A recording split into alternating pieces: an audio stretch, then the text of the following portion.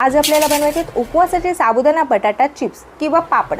आता उपवासाचे साबुदाणा बटाटा चिप्स तयार करण्यासाठी आपण या ठिकाणी 2 मीडियम साइजचे बटाटे घेतलेले आहेत। बटाट्यावरील आपल्याला साल काढून घ्यायची आहे आणि बटाटे आपल्याला किसून घ्यायचे आहेत। एका ताटामध्ये मी पाणी घेतलेले आहे, त्या ताटामध्ये आपण हे बटाटे किसून घेतलेले आहेत। आता बटाट्याचा जो किस आहे तो आपल्याला 2 ते 3 पाण्याने छान स्वच्छ असा धुवून घ्यायचा आहे।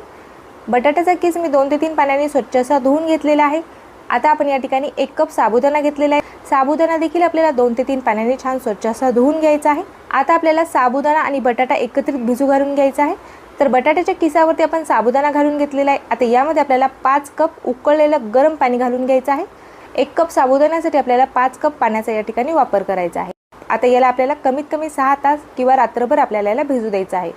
तर मी या ठिकाणी रात्रभर याला भिजू देणार आहे। दुसऱ्या दिवशी सकाळी बघू शकता साबुदाणा छान वाफलेला आहे आणि बटाट्याचा किस देखील आपला छान असा शिजलेला आहे। आता मिश्रण आपल्याला मिक्सरला बारीक करून घ्यायचं आहे। मिक्सरच्या भांड्यामध्ये मी अर्ध मिश्रण काढून घेतलेलं आहे। पाणी न टाकता आपण याला एकदम छान बारीक असं वाटून घेतलेलं आहे। वाटून घेतलेलं मिश्रण आपण एका भांड्यामध्ये काढून घेतलेलं आहे। सर्व साबुदाणा आणि बटाटा मी या ठिकाणी पाणी न टाकता एकदम छान बारीक असा वाटून घेतलेला आहे।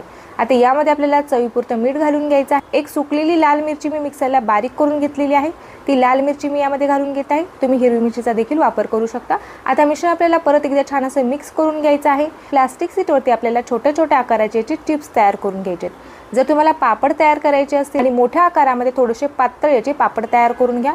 1 दिवसाच्या उन्हामध्ये आपण याला छान सुकवून घेतलेलं आहे। पांढरे शुभ्र असे आपले उपवासाचे साबुदाणा बटाटा चिप्स या ठिकाणी तयार झाले।